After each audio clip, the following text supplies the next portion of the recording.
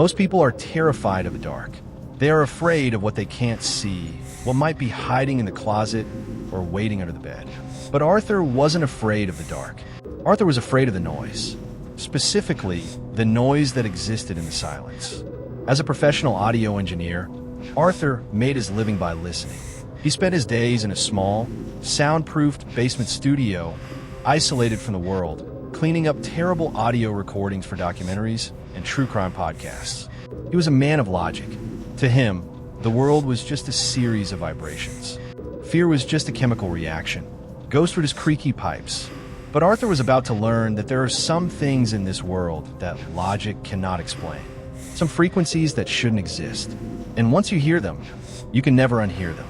The story begins on a stormy Tuesday evening in late November. The rain was battering against the single, small window of Arthur's basement apartment, a rhythmic drumming that usually helped him focus. He was working late. He had taken on a freelance job, a restoration project for a historian. The task was simple but tedious. Digitize and clean a collection of old cassette tapes found in the attic of a house that had been abandoned for decades. The historian had told Arthur very little about the tapes, only that they were personal diaries of a man who had seemingly vanished without a trace in the late 1980s. Arthur inserted the first tape into his high-end player. He put on his massive, noise-canceling headphones. He pressed play, expecting to hear the crackle of age, the hum of the motor, or perhaps a voice recounting boring daily events. And at first, that's exactly what he heard. A man's voice, tired and raspy, speaking about the weather, the garden, and the price of groceries. It was mundane. It was perfect background noise for work. Arthur adjusted his equalizers, filtering out the low-end rumble and the high-pitched hiss. He settled into his chair, ready for a long, uneventful night. But as the tape rolled on, the mundane began to fray at the edges. The man on the recording, the diarist, whose name Arthur learned was Elias, started to sound different. The weariness in his voice was replaced by something else. Hesitation, paranoia. Elias began to talk about the house. He described the architecture, the long hallways, the way the shadows seemed to stretch across the floorboards in the late afternoon. He spoke about the cold spots in the hallway, spots that no amount of heating could fix. Arthur listened with half an ear, assuming it was just the ramblings of a lonely old man. He marked the timestamps, cleaned the audio, and moved on. However, as Arthur reached the end of the third side of the tapes, the atmosphere in the small basement studio seemed to shift. It was a subtle change. The air felt heavier, denser. The light from the computer monitor seemed to flicker, though Arthur told himself it was just a refresh rate glitch. He paused the tape to take a sip of cold coffee. When he looked back at the screen, he noticed something strange in the waveform display. It was a tiny spike in the audio frequency, a sound that was almost imperceptible to the human ear, buried deep beneath Elias's voice. Curious, Arthur isolated that section of the audio. He zoomed in on the waveform until it looked like jagged mountains on a grid. He looped the sound. He turned up the volume. Thump, silence. Thump, silence. It was rhythmic. It wasn't a mechanical noise from the tape recorder. It wasn't a knock on the wall where the microphone was sitting. It sounded wet, heavy, like a heartbeat, but slower, much slower. A human heart beats at 60 to 100 beats per minute. This was beating at maybe 40. Thump, thump. Arthur felt a prickle of unease run down his spine. He adjusted his noise gate, cutting out everything except that low, thumping frequency. He wanted to see if there was a pattern. He wanted to prove to himself that it was just a pipe in the house or the refrigerator upstairs. But as he isolated the sound, he realized there was a voice hidden inside the rhythm. It wasn't speaking words. It was breathing. A long, shaky inhalation, followed by a wet, raspy exhalation. It was coming from the corner of the room where Elias was recording. Arthur replayed the tape from a few minutes before. Elias was speaking about his garden. "The tomatoes are coming in well this year," Elias said, his voice trembling slightly. "But the soil feels wrong. It feels like it's angry." And there, underneath the sentence, cutting through the static, was the breathing. It wasn't in the background. It was interlaced with Elias's voice. It sounded like someone or something was standing right next to the microphone, inches away from the speaker's face. Arthur pulled off his headphones. The silence of his own studio was deafening. He looked around the small room. The soundproofing foam on the walls was dark and uneven in the dim light. His equipment hummed softly. He was alone. He knew he was alone. He had locked the door himself. But for the first time in his professional career, Arthur felt a distinct, irrational urge to leave. He didn't want to analyze the data anymore. He didn't want to find a logical explanation. He just wanted the noise to stop. He shook his head, trying to clear his mind. "You're tired," he muttered to himself. "You've been listening to static for 6 hours. Your brain is finding patterns that aren't there. It's called auditory pareidolia. Look it up." He laughed nervously, a short, sharp sound that died instantly in the heavy air. He put his headphones back on. He needed to finish the job. He needed to know what was on that tape. He skipped ahead to the final tape. The recording date was a week after the previous entries. Elias's voice was barely recognizable now. It was a dry whisper, stripped of all emotion. "It knows I'm listening," Elias said. "I stopped the recordings. I threw the tapes in the drawer. But when I sleep, I can hear it, breathing. It's inside the walls." Arthur's hands were shaking slightly on the keyboard. He stared at the waveform. The audio levels were fluctuating wildly. Elias wasn't just whispering. He was pleading. "It wants to come out. It doesn't like the silence. I have to keep the radio on. I have to keep the TV on. If it's quiet, it gets closer." Suddenly, the audio on the tape cut out. Complete silence. Arthur checked the player. The tape was still moving, but the levels were flat. Had the recorder run out of batteries? Had the microphone failed? He waited. 10 seconds. 20 seconds. 30 seconds of dead air. And then the sound returned. But it wasn't Elias. It was a voice Arthur had never heard before. It was clear, crisp, and devoid of the static that plagued the rest of the recording. It sounded like it was recorded in a modern studio, not on a cassette from the 80s. And the voice was coming through the right channel only. Elias had been recording in mono, centering the audio. This new voice was panned hard to the right, as if it were speaking directly into Arthur's right ear. "Hello, Arthur," the voice said. Arthur froze. His blood turned to ice. He ripped the headphones off and threw them onto the desk. They clattered loudly against the keyboard. He scrambled backward, his chair crashing into the wall behind him. His heart was hammering against his ribs like a trapped bird. He stared at the headphones. They were silent. The computer screen glowed innocently, the playback cursor frozen on the timeline.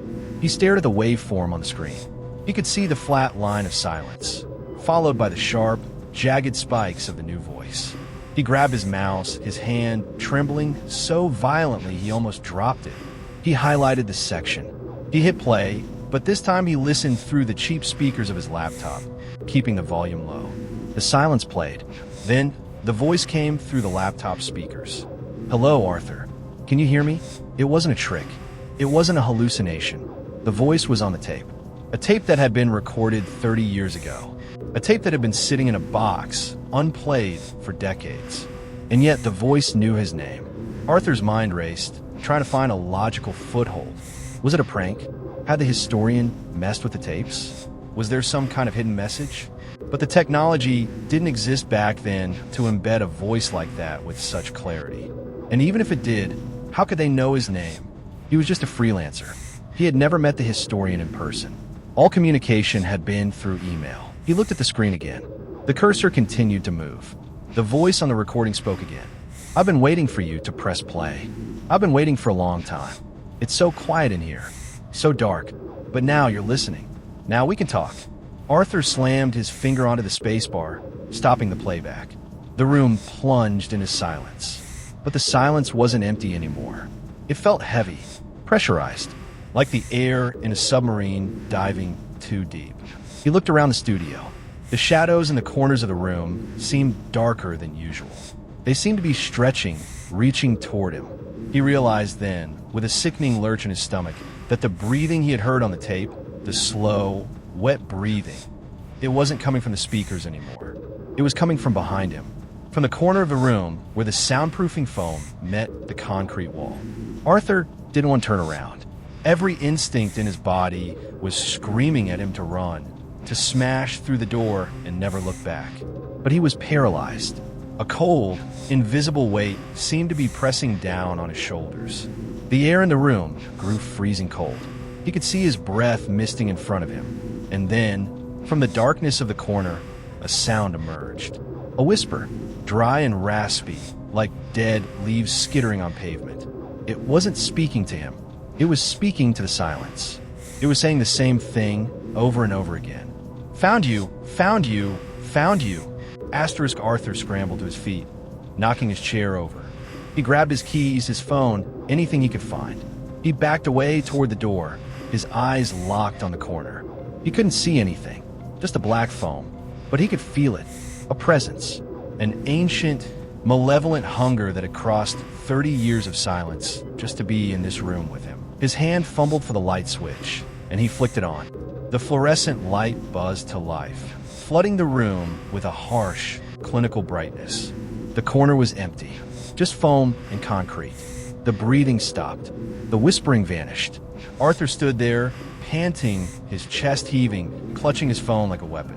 He looked at his computer. The screen was still glowing. The file was still open. A notification popped up in the corner of the screen. A new email from a historian. The subject line was blank. Arthur clicked on it, his fingers trembling. The body of the email contained only one sentence. Did you find a message on tape 4? Arthur stared at the screen. A cold sweat broke out on his forehead. He replied instantly, his typing frantic and full of errors. Who is this? How did you know I was on tape 4? What is on this tape? He hit send. He waited. A minute passed. Then 2. The little dots appeared at the bottom of the screen, indicating the other person was typing. The dots disappeared. Then they reappeared. Finally, the reply came through. We didn't send you those tapes. We don't have any tapes from that house. We have never heard of Elias. Arthur felt the blood drain from his face. He looked at the return address on the package he had received earlier that day. It was smeared illegible. He hadn't checked it closely before. He ran over to the trash can where he had thrown the packaging. He pulled it out. There was no return address. There was no postage stamp. There was only his name, written in a jagged, frantic scrawl that looked terrifyingly familiar. It was his own handwriting. He dropped the box. The sound of it hitting the floor was like a gunshot in the silent room. He looked back at the corner. The shadows were moving. They weren't just shadows anymore. They were taking shape, coalescing into a tall, thin figure standing in the corner, its face obscured by darkness. Arthur turned and ran. He lunged for the door, grabbing the handle. It was locked. He knew he had locked it, but now the key wouldn't turn. The metal was cold, freezing cold, burning his skin. He slammed his shoulder against the door, but it wouldn't budge. It felt like the door was welded shut. Behind him, in the center of the room, the computer screen flickered. The audio player started on its own. The voice boomed through the room. No longer a whisper, but a roar that shook the walls. I'm so lonely, Arthur. Let me in. Arthur spun around, his back against the door. The figure in the corner was gone, but the room felt full, overcrowded. He could feel breath on his neck. Cold, dead breath. He closed his eyes and screamed, but the sound was swallowed by the static that was suddenly filling his head, drowning out his thoughts, drowning out his reality. He opened his eyes one last time. The room was gone. He was standing in the hallway of the house from the tapes. The wallpaper was peeling, the floorboards were rotting, and at the end of the hall, a door was opening. A single light bulb flickered above it, and from the darkness beyond the door, a hand reached out. A hand made of shadow and static. Arthur reached out to take it. He had no choice. The static was too loud. The silence was broken, and the whisper had found a new home. Arthur was never seen again. The police found his studio locked from the inside. No signs of a struggle. No signs of Arthur. Just the computer, still running, and a single audio file open on the screen, labeled Session 01. When the silence returns, it is never truly empty. It is heavy. It is waiting. Detective Miller had seen many things in his 20 years on the force. He had seen the aftermath of violence, the cold cruelty of humanity, and the messy, chaotic end of lives wasted. But Arthur's case was different. There was no blood. There was no body. There was only a locked room and a computer screen glowing with a single audio file. It wasn't a crime scene in the traditional sense. It was a question mark, a void where a man used to be. Miller stood in the center of the basement studio, the air thick with the smell of stale coffee and old electronics. The paramedics had already come and gone, shaking their heads, muttering about heart attacks or strokes. But Miller knew better. Arthur was young, fit. He didn't just vanish into thin air. The door had been locked from the inside. The windows were barred. It was a sealed box. Yet, the box was empty. Miller walked over to the desk. The computer was still on, the screen savered dancing across the monitor. He moved the mouse, and the desktop reappeared. There was a single folder on the desktop labeled Restoration Project. Miller clicked it. Inside were dozens of audio files. But one file was sitting apart from the others on the main desktop screen. It was named Session 01. Miller hesitated. He was an old-school detective. He trusted fingerprints, footprints, and witness statements. He didn't trust digital files that could be manipulated or faked. But this was the only lead he had. He looked at his partner, a young officer named Chun, who was standing by the door, looking pale and uncomfortable. "Play it," Miller said, his voice rough. "You sure, boss?" Chun asked. "The tech guys said we should wait for them to image the drive first. They said the metadata on this file is weird. It says it was created 30 years ago, but accessed 5 minutes ago." Miller grunted. "I'm not getting any younger, Chun. Play it." Chun stepped forward and tapped the spacebar. The audio software interface popped up. Miller leaned in, listening. He expected silence. He expected static. But what he heard made the hair on the back of his neck stand up. It was Arthur's voice, but it wasn't the voice of a man sitting in a chair. It was the voice of a man running, panting, sobbing. "I can't get out," Arthur was saying, his voice distorted, as if he were speaking through a long tunnel. "The door, it's gone. The room is changing. The walls are breathing." Then, the audio cut to a harsh, static-filled noise. It sounded like wind blowing through a canyon, but beneath the wind, there were voices. Hundreds of them, whispering, screaming, begging. It was a chaotic symphony of agony. Miller felt a wave of nausea wash over him. He reached out to stop the playback, but Chun grabbed his wrist. "Look," Chun said, pointing at the screen. "The waveform." Miller looked. The chaotic spikes of the audio were settling down. They were forming a pattern, a regular, rhythmic beat. Thump, thump, thump. It was the same sound Arthur had heard before his disappearance. The slow, wet heartbeat. "It's getting louder," Miller whispered.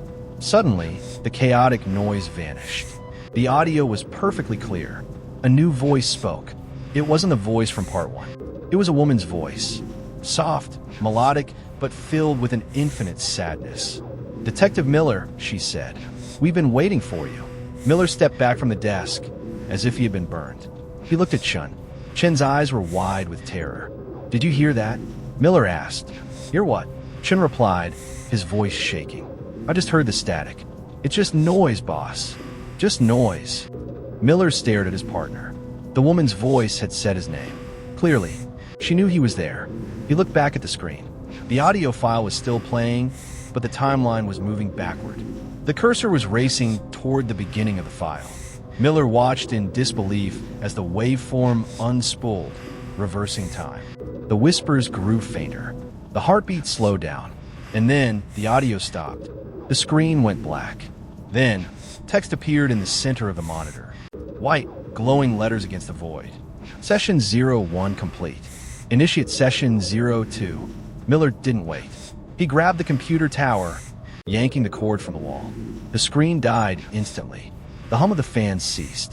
The room plunged into silence, lit only by the harsh glare of the overhead lights.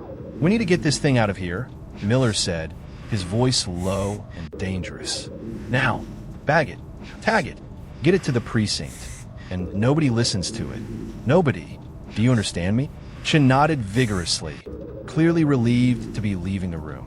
They boxed up the computer and carried it up the stairs, leaving the basement studio behind. But as Miller walked out the door, he felt a cold draft brush against his cheek. He stopped. He looked back into the empty room. The shadows in the corner seemed to be swaying slightly, like seaweed in a current. He shook his head and closed the door, locking it tight. At the precinct, things didn't get any easier. The tech team, led by a brilliant but eccentric analyst named Sarah, examined the computer. She sat in the lab, surrounded by monitors, the blue light reflecting in her glasses.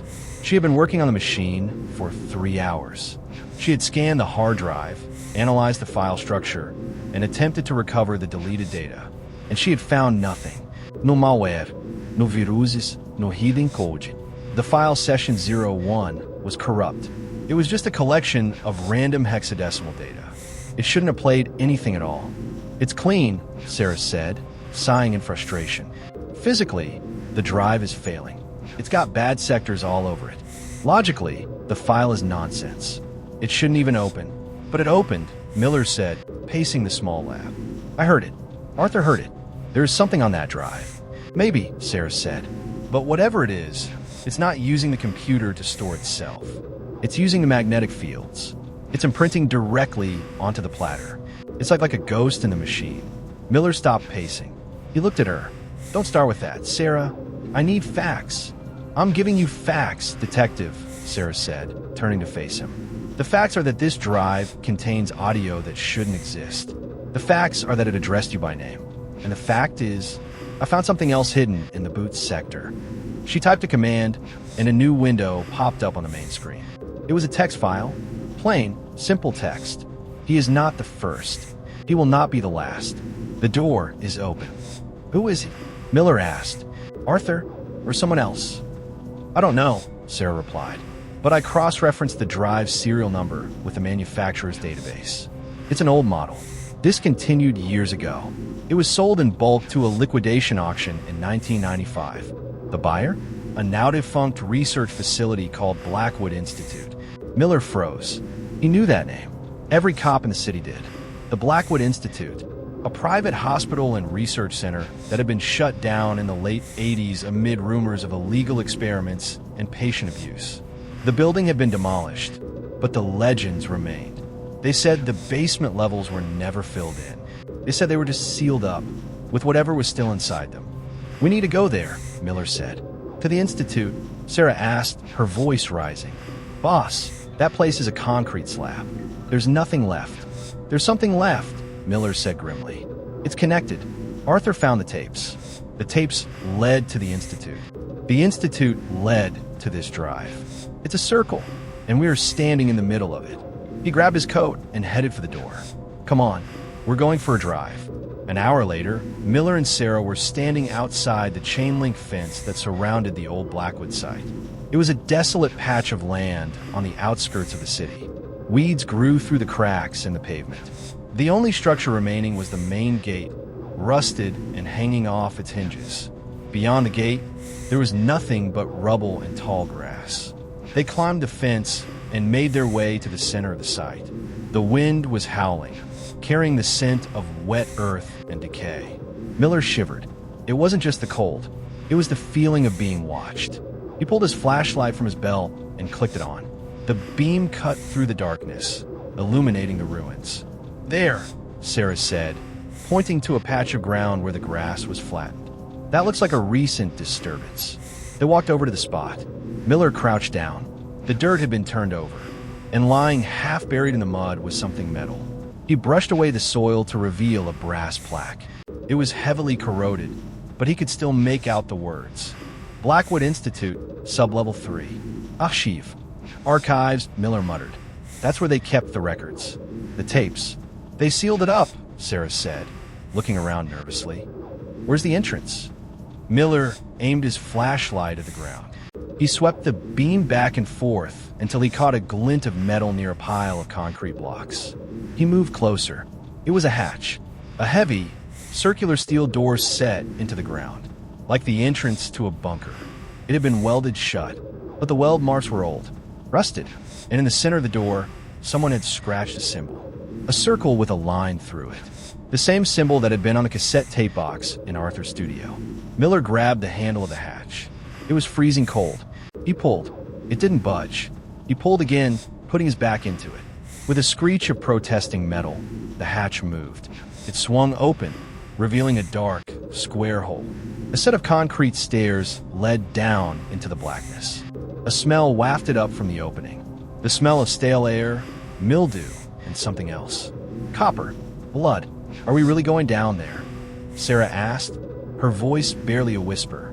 Miller looked into the hole. He felt the same pull he had felt in Arthur's studio. The same gravitational pull of the unknown. He knew he shouldn't go. Every instinct in his body was screaming at him to turn back. But he had to know. He had to find Arthur. He had to end this. We have to, Miller said. Stay close. Watch your step. They descended into the earth. The air grew colder with every step. The darkness felt absolute, broken only by their flashlights. At the bottom of the stairs, they found a corridor. The walls were lined with metal shelving units. Most of them collapsed or rusted through. Scattered on the floor were files, papers, and hundreds of cassette tapes. It was a graveyard of data. Miller picked up a tape. The label was faded, but he could make out a date. 10/14/88, subject 42. He dropped it. He picked up another. 11/02/88, subject 43. They were all the same.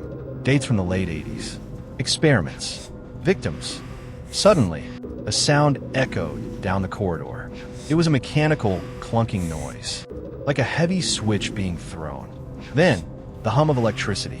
The overhead lights flickered to life. They were dim, buzzing violently, casting long, dancing shadows. The corridor stretched out ahead of them, ending at a large steel door. Who turned on the power?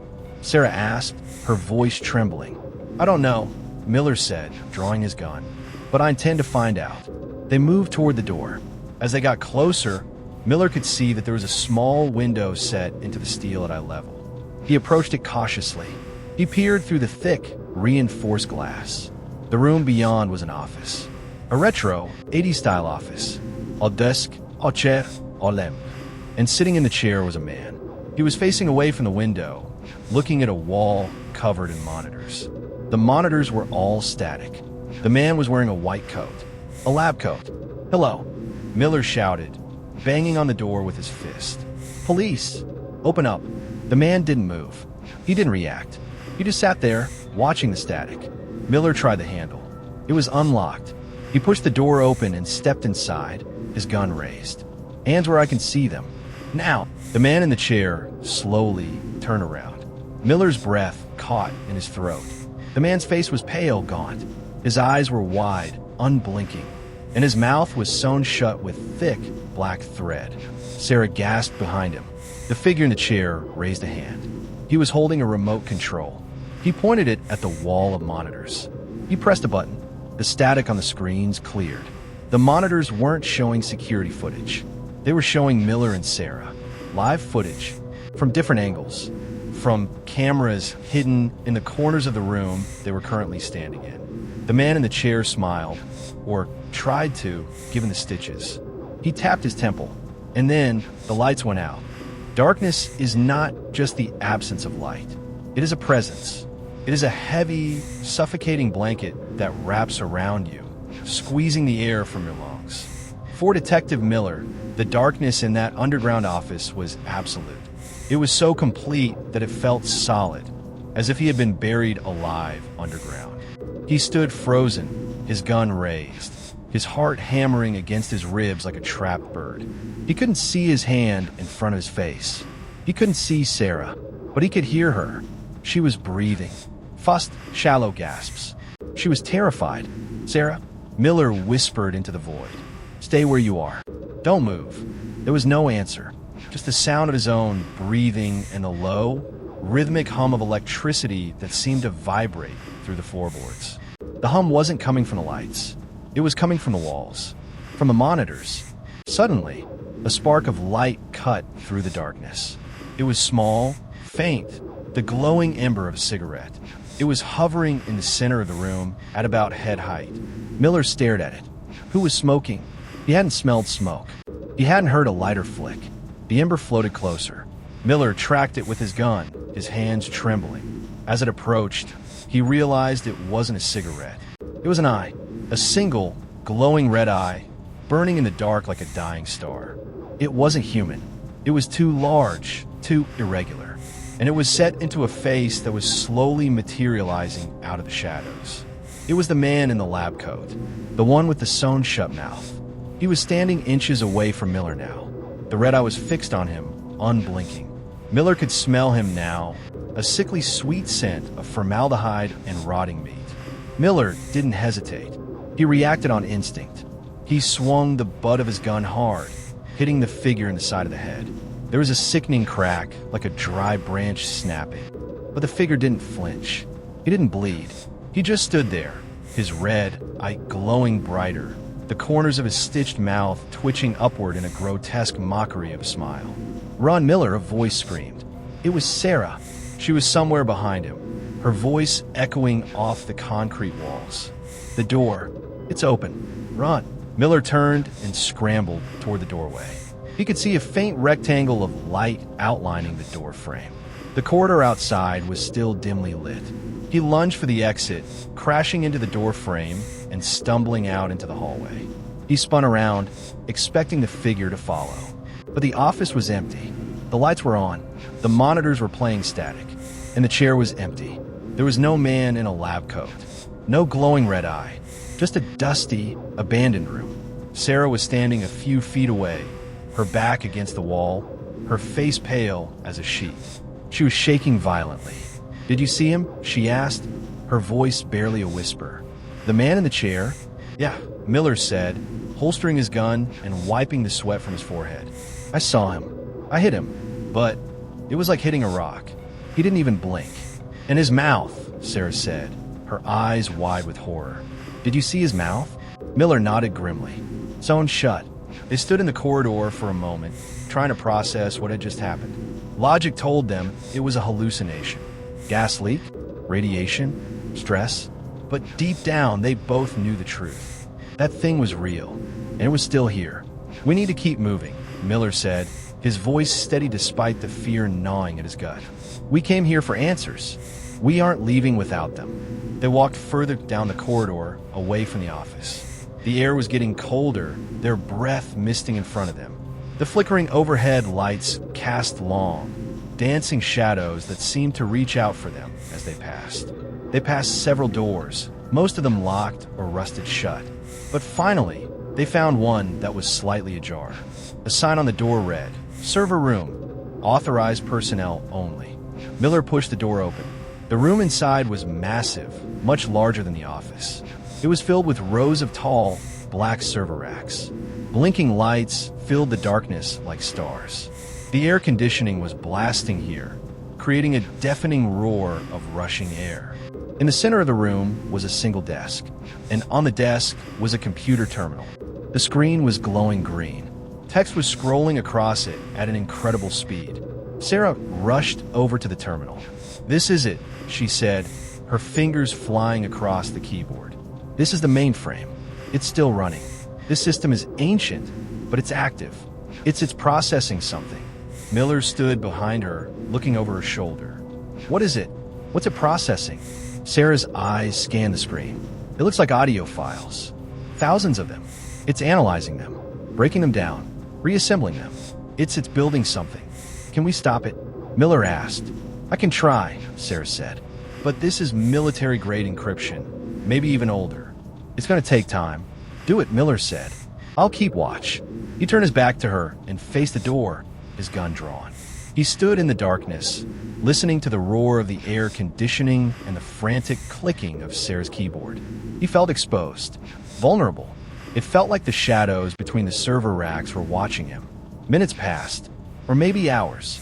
It was hard to tell in the timeless dark. The scrolling text on the screen began to slow down.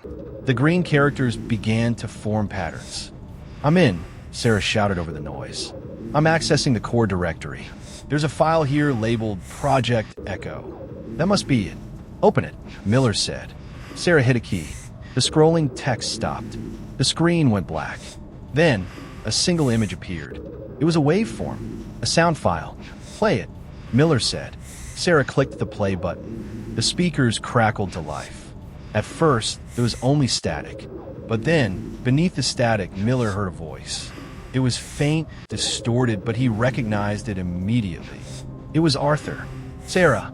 Arthur's voice whimpered. "It hurts. It's so cold here." Sarah gasped, her hands flying to her mouth. "Arthur? Is that really him?" "They are listening," Arthur continued. "They are always listening. You have to find the frequency. You have to break the loop. Don't let them find you." The audio cut out abruptly. Miller stared at the screen. "He's alive. He's in the machine." "Sarah, did you track the IP address? Where's this signal coming from?" Sarah typed furiously. "I'm trying, but the routing is insane. It's bouncing off satellites, undersea cables. It's untraceable. Wait, I found a source location. It's coming from inside this building." Miller spun around, scanning the room. "Where?" Sarah pointed a trembling finger at the far wall of the server room. Hidden behind a massive bank of servers was a heavy steel door. It had no handle, no keycard slot, just a small, dark glass window. "There," she said. "The signal is strongest behind that wall." Miller walked over to the door. He peered through the thick glass. It was dark inside, but he could see the faint glow of monitor screens. He raised his flashlight and shone it through the window. The room beyond was small, cramped. It looked like a recording booth. There was a microphone hanging from the ceiling, and sitting in the corner, huddled in a ball, was a figure. Miller rapped on the glass. "Hey, can you hear me?" The figure didn't move. "Open this door, Sarah," Miller shouted. Sarah ran over, her laptop still in hand. "I'm trying. The lock is controlled by the mainframe. I have to override the protocol. Give me 10 seconds." Miller kept his eyes on the figure in the booth. Suddenly, the figure stood up. It moved with a jerky, unnatural motion, like a puppet on strings. It walked toward the window. It was facing away from Miller, its back to the glass. "Turn around," Miller muttered. "Let me see your face." The figure stopped. It slowly turned its head. Miller's blood ran cold. It wasn't Arthur. It was the man from the office. The man with the sewn-shut mouth. But this time, he wasn't wearing a lab coat. He was naked. His skin was pale gray. And carved in his chest, in deep, ragged cuts, were the words, "Session 03.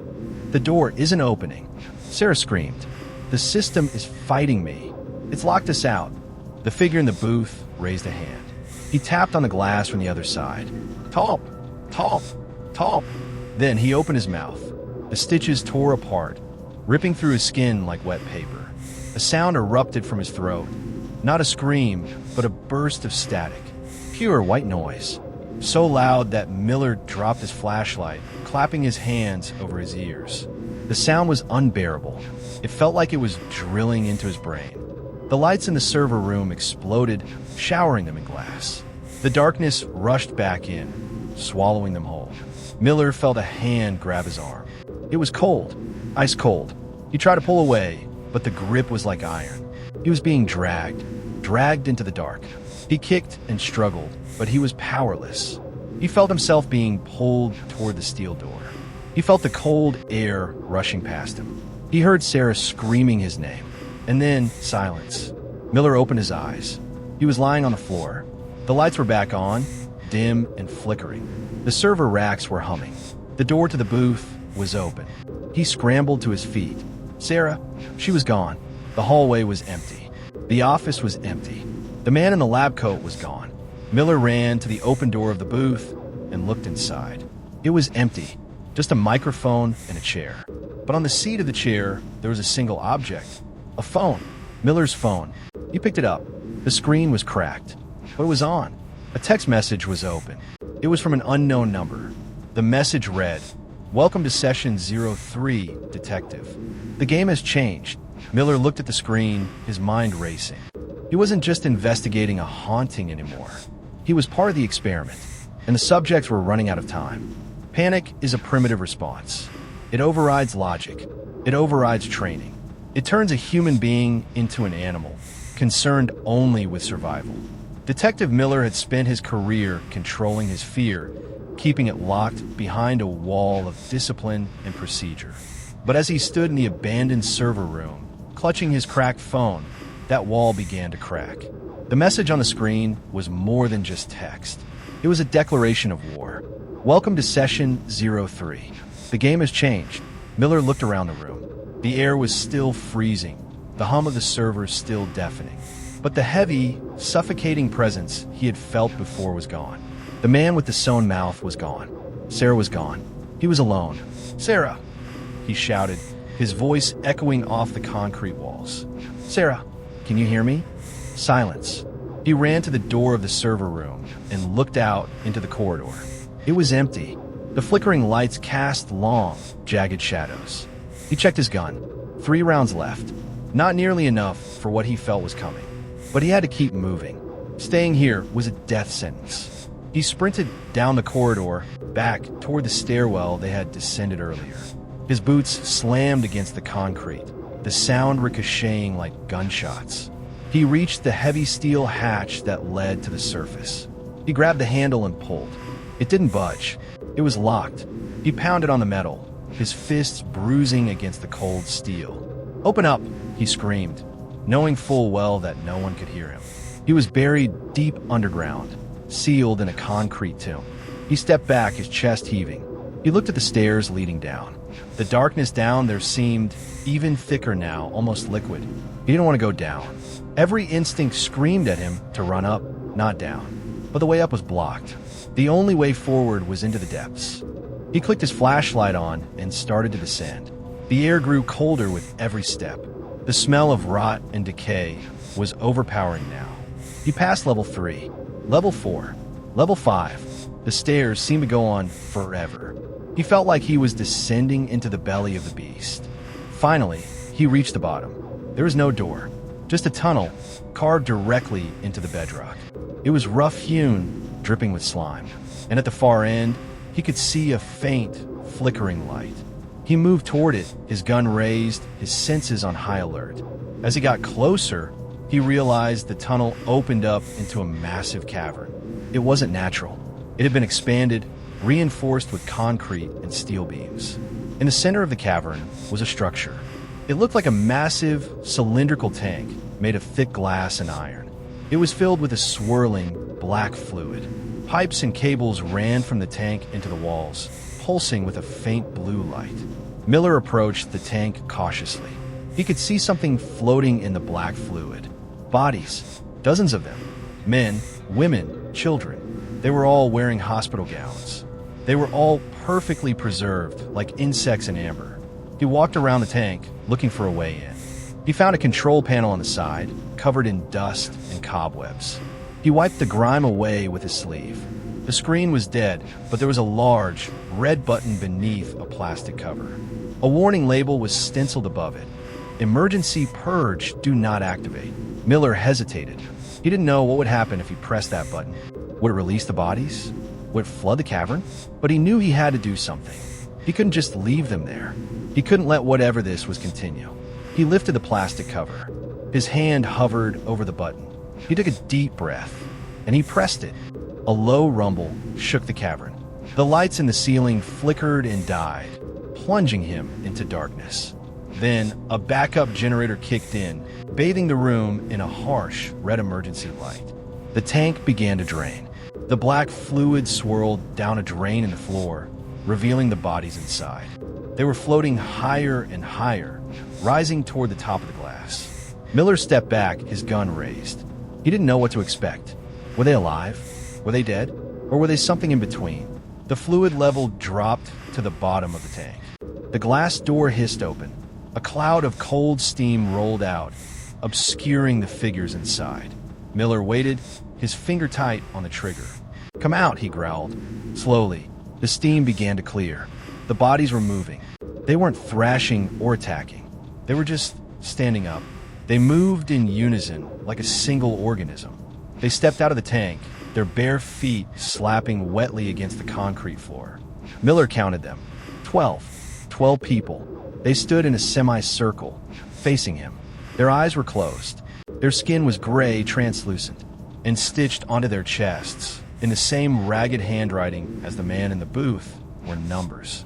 All the way to 12. Miller looked at the figure in the middle. Number 07. It was a woman. Her face was partially obscured by her wet, matted hair. But as she lifted her head, Miller felt his heart skip a beat. He knew that face. It was Sarah. Sarah. Miller whispered, lowering his gun slightly. Is that you? Sarah, or the thing that used to be Sarah, didn't answer. She just stood there, her eyes closed, her chest rising and falling in a slow, rhythmic pattern. The other figures stood still as statues, waiting for a command. Listen to me, Miller said, his voice trembling. I know you're in there. I know you can hear me. We have to get out of here. We have to stop this. Suddenly, Sarah's eyes snapped open. They were completely black. No iris, no pupils. Just endless, void-like blackness. She smiled, revealing rows of sharp, needle-like teeth. Stop, she said, her voice a distorted chorus of a dozen different people speaking at once. There is no stopping, detective. The session is just beginning. The integration is almost complete. And you're the final variable. What are you talking about? Miller shouted, raising his gun again. What is this place? What have you done to her? This place, Sarah replied, tilting her head to the side. This is the sanctuary, the womb. We are the children of the static. We were lost. We were forgotten. But the signal found us. It brought us together. It made us whole. She took a step forward. The other figures took a step forward in perfect synchronization. And now, Sarah continued, it is time for the final broadcast, the one that will be heard around the world. And you, detective, you're going to be the microphone. I don't think so, Miller said. He aimed his gun at the tank control panel. If I destroy that, I destroy the signal. Sarah laughed. It was a terrible, wet sound. You can't destroy the signal. It's not in the machine. It's in us. It's in the air. It's in the walls. It's everywhere. Miller squeezed the trigger. Bang! The bullet struck the control panel, sparking a shower of electrical debris. The lights in the cavern flickered wildly. The hum of the machinery died down, but Sarah was still smiling. Did you think it would work? You're merely disrupting the hardware. The software is eternal. She raised a hand, and the figures behind her began to chant. It was a low, guttural sound, vibrating in Miller's chest. He felt his knees weaken. He felt his vision blurring. The sound was getting inside his head. It was rewriting his thoughts. He felt his knees, clutching his head. Get out of my head, he screamed. Sarah knelt in front of him, her face inches from his. Her black eyes bored into his soul. Shoo, she whispered. Don't fight it. It's so peaceful here. No pain, no fear, just the hum, just the static. Join us, detective. Become part of the frequency. Miller looked at her. He wanted to give in. The darkness was so tempting. It promised an end to the pain, an end to the fear. But then he saw something, a small glint of metal in Sarah's hand. It was a scalpel. She was holding it against his throat. He realized then that this wasn't an offer. It was an execution. With a burst of adrenaline, Miller lashed out. He knocked the scalpel from her hand and scrambled backward. He scrambled to his feet and ran. He ran toward the tunnel, toward the stairs, toward the surface. He could hear them behind him, the wet slap of bare feet on concrete. The chanting, the laughter, they were fast, faster than any human should be. He reached the bottom of the stairs and took them two at a time. His lungs were burning, his legs screaming in protest. He didn't look back. He couldn't look back. He reached the hatch at the top. It was still locked. He slammed his shoulder against it, again and again. Open, open, he screamed. Behind him, the chanting stopped. He could hear them on the stairs. Slow, deliberate footsteps. They were taking their time. They knew he had nowhere to go. Miller looked around frantically. He saw a red fire axe in a glass case on the wall. He smashed the glass with his elbow and grabbed the axe. He swung at the hatch, over and over. Clang, clang, clang. The metal groaned and bent. Finally, with one last, desperate swing, the lock gave way. The hatch flew open, and Miller tumbled out into the rainy night. He landed in the mud, gasping for air. He scrambled to his feet and looked back at the hole. The hatch was swinging shut, and just before it closed, he saw a face peering up at him from the darkness. It was Sarah. She was smiling, and she was holding his phone. She held the phone up to the glass. The screen was glowing. A new message was displayed. The message read, "You can run, detective, but you cannot hide from the noise. See you in session 04. The hatch slammed shut with a deafening boom that echoed through the empty lot. Miller stood there in the rain, shivering. He was out. He was free. But as he looked at the deserted industrial park around him, he realized the terrifying truth. The game wasn't over. It had just moved to a new location, a much larger one, the city above, and the static was coming with him. The rain felt like needles against Miller's skin. It was cold, relentless, washing away the mud and the grime of the underground, but it couldn't wash away the chill in his bones. He stood in the middle of the abandoned industrial park, gasping for air, his lungs burning. The hatch to the Blackwood facility lay behind him, sealed tight once more, looking like nothing more than a rusted piece of scrap metal in the weeds. But Miller knew what was down there. He knew what he had left behind. He looked at his hands. They were shaking uncontrollably. He holstered his gun. It was empty anyway. He felt naked without it. He needed a plan. He needed backup. But who could he call? Who would believe him? If he told the precinct that he had found an underground lab filled with stitched-up zombies and a ghost in the machine, they would lock him up in the psych ward faster than they would send a patrol car.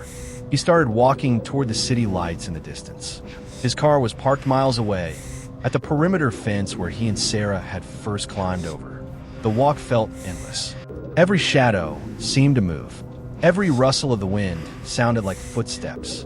By the time he reached his car, dawn was breaking. A gray, sickly light that did nothing to lift the gloom. Miller got in and slammed the door, locking it immediately. He sat there for a moment, just breathing. He was alive. He was out. He reached for the radio, needing to hear a human voice. Something normal. Something mundane. He twisted the dial. Static. He twisted it again. More static. He tried every band. FM. Nothing but white noise. A cold dread settled in his stomach. He turned the key in the ignition. The engine coughed and sputtered, but it wouldn't turn over. He tried again. Nothing.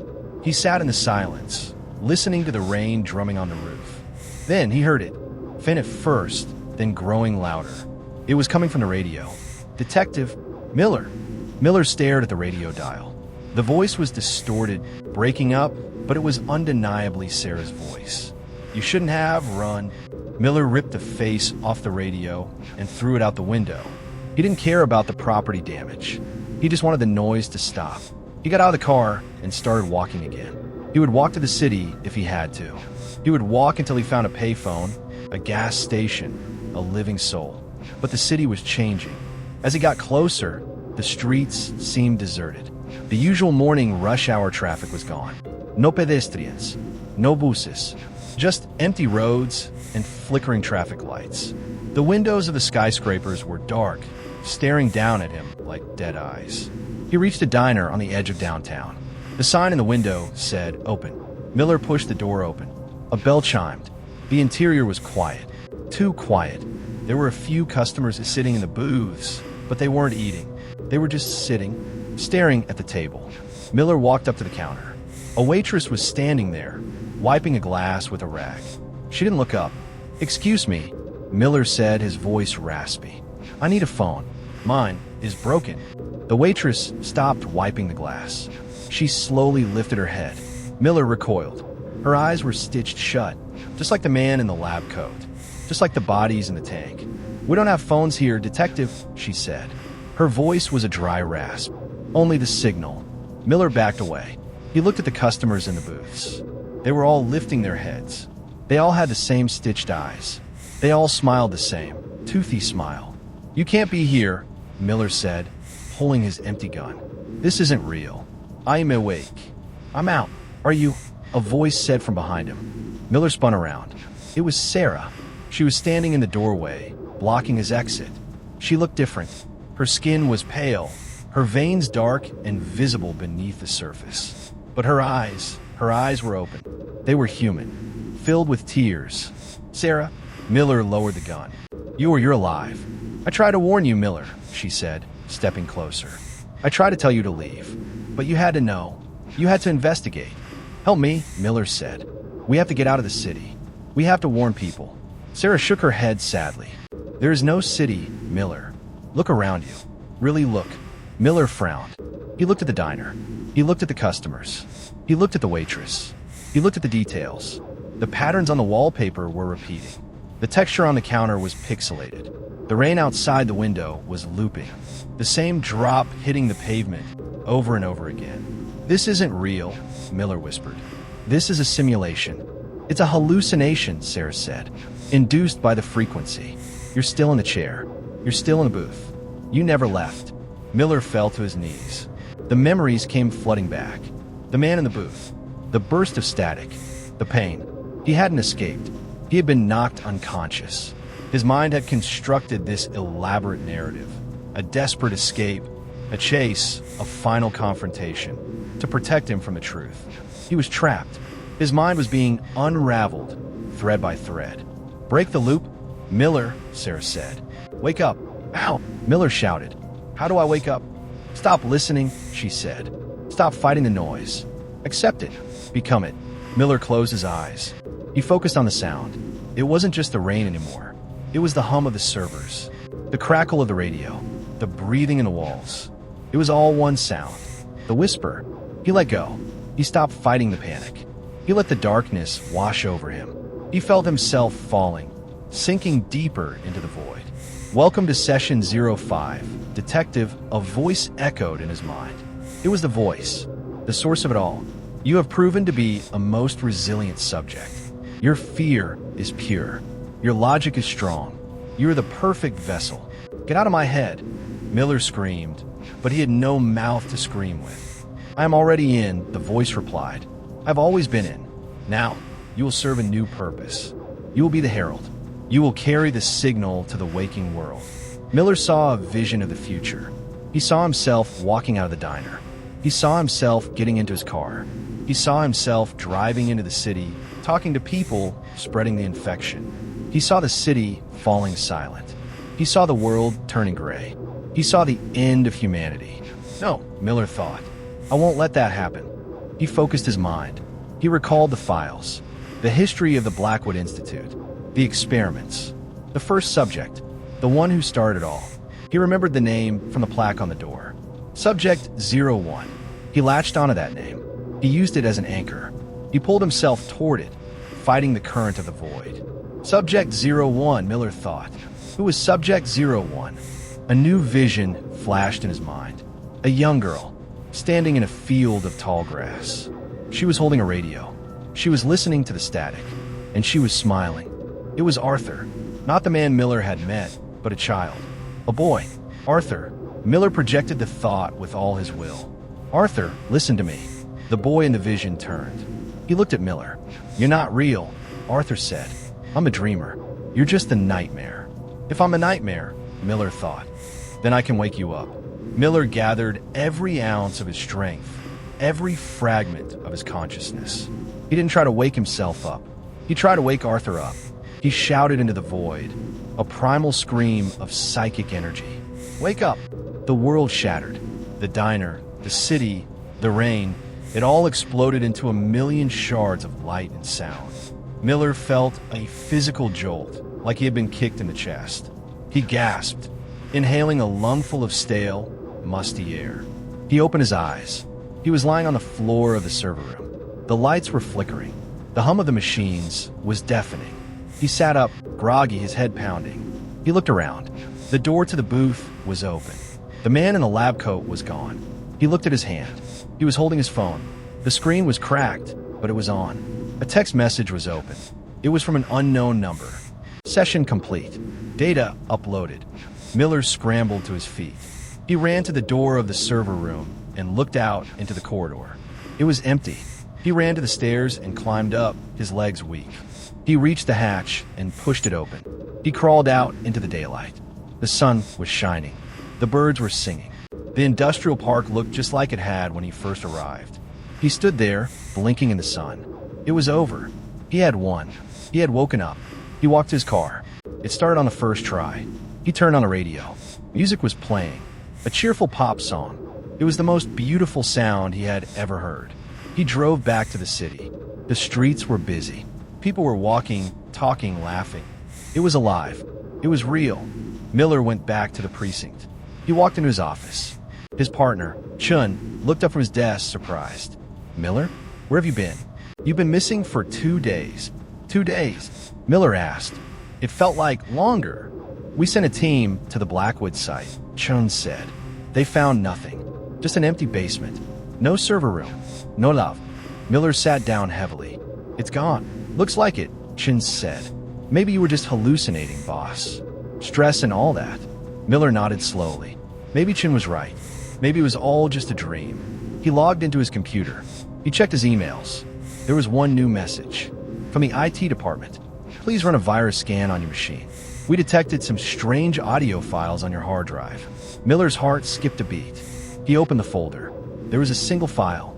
It was named session06.mp3. He stared at the file for a long time. His cursor hovered over the delete button. He should delete it. He should burn this computer and never look back. But he didn't. He was a detective. He needed to know. He put on his headphones. He took a deep breath, and he pressed play. At first, there was only silence. Then a voice spoke. It was Miller's own voice. Hello, Arthur. Can you hear me? I've been waiting for you to press play. Miller ripped the headphones off. The screen flickered. The text on the file changed. The game has changed. Welcome to session 06. The whisper in the static never really ends. It just waits for the silence to return. It waits for you to press play. It waits for you to listen. And eventually, we all do.